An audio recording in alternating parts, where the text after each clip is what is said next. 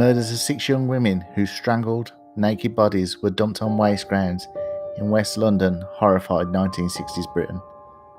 The serial killer, dubbed Jack the Stripper, was never found, but now a journalist has come forward and he claims he has compelling evidence it was British world champion, boxer turned actor Freddie Mills, who was a Freemason. He believes that Mills admitted his guilt to Scotland Yard detective and was also a fellow Freemason who was in charge of the investigation. The first body, that of 30-year-old Hannah Tailford, was found by the River Thames at Hammersmith in February 1964. Hannah, who had been strangled, was left with several teeth missing and the underwear she had been wearing wedged down her throat.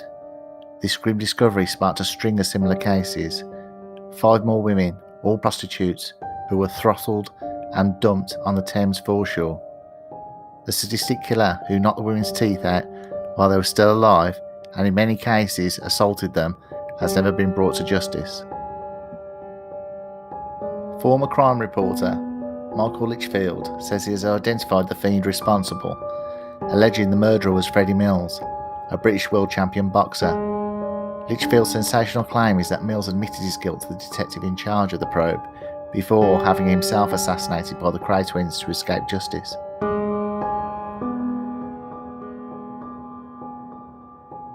Born Mills had been a suspect in the Metropolitan Police investigation into the so-called Hammersmith nude murders, but his guilt was never proved. Any hope of gaining a confession for the killings appeared to disappear when he was found shot dead by the wheel of his car in an apparent suicide. Long before the boxer became a subject of interest to the police investigation, the second body appeared. Irene Lockwood, 25, was found in April on the same stretch of riverbank where Hannah's corpse had been dumped. Several weeks later, passers-by came across the body of 22-year-old Helen Bartholomew in an alley. She had been strangled, just like the previous 2 victims. Then, in July, just up the river at Chiswick, the remains of 30-year-old Mary Fleming were found in a garage forecourt. The corpse of the 5th victim, Frances Brown, 21, was discovered in Kensington during November the same year. With 5 women all killed by strangulation and all left naked in the same manner, it was now clear police were hunting a serial killer. By this point, police were investigating hundreds of potential suspects, but officers had never considered Mills as a suspect, and there appeared to be no reason why they should suspect anything. Mills, a former milkman, was a widely respected public figure, admired as a model of sporting prowess after taking the boxing world title in July 1948. This led to a lucrative career on the celebrity circuit, which saw him present BBC music show 6-5 Special and star in numerous films. But detectives were beginning to look beyond the public persona as a national sporting hero to find a more seedy character. It was becoming clear that Mills had regularly dabbled in the darker underside of London life. The registration number of the boxer's Citroën had been logged several times in the red light districts of West London. More worryingly, prostitutes were handing in reports to police that Mills had behaved violently at a friend's luxury apartment. These lurid reports meant the much-loved boxer was being actively examined by police around the time a 6th woman was found in February 1965. Officers discovered the corpse of Bridget Birdie O'Hara at an industrial estate in Acton. In common with the other victims, she was completely naked. Police believe most of the victims were sexually assaulted. With the Met running out of promising leads and intense pressure exerted by a horrified press and public, a new mind was brought into the mix. Scotland Yard Chief Superintendent John Durose took over as head of the police investigation around the time O'Hara was discovered.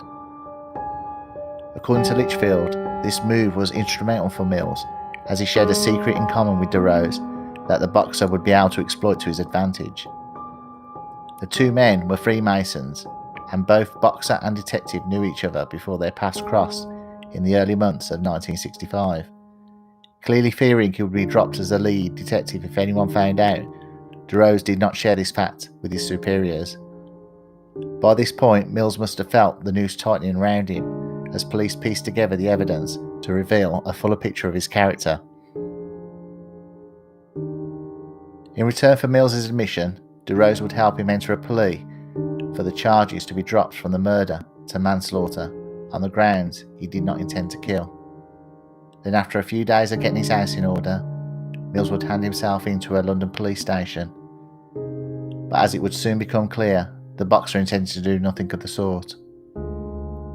According to Litchfield's sources, the prizefighter left the meeting to visit the Kray brothers, whom he had got to know during his boxing career.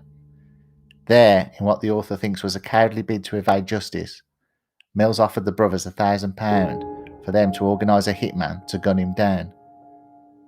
After agreeing to Mills's terms, the death would be quick and he would not be told the time before. The Krays split the cash and gave the rest to 24-year-old Jimmy Moody.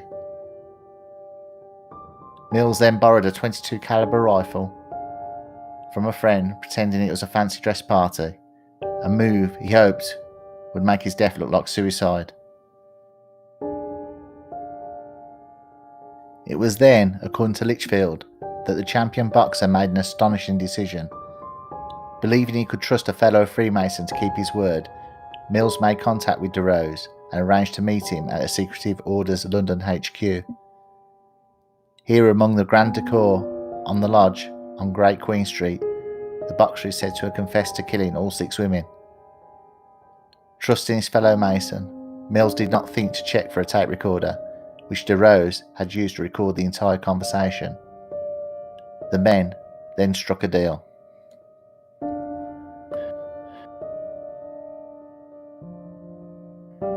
With the grubby arrangement completed, Mills dropped the money at the nightclub and left the rifle in his car boot. Then he waited for his fate. It came quickly. On July the 25th, he was found dead in his car with the fairground rifle between his knees. A post-mortem by Professor Keith Simpson found the lethal shot had shattered his skull and left no exit hole. He concluded there was no evidence of foul play.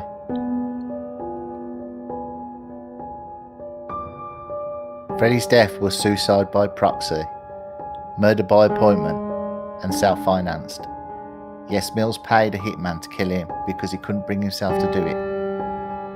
The whole incident was recounted to the author through a police source, Bob Berry, who in turn heard it from gangster Frankie Fraser. The lack of conclusive evidence in the case has meant that thousands of names have been put forward as a potential Jack the Stripper over the previous decades. Now 52 years since his death, Mills is still remembered as a sporting idol rather than a murderer of incredible callousness. But if Litchfield's book achieves its aim, that will soon change.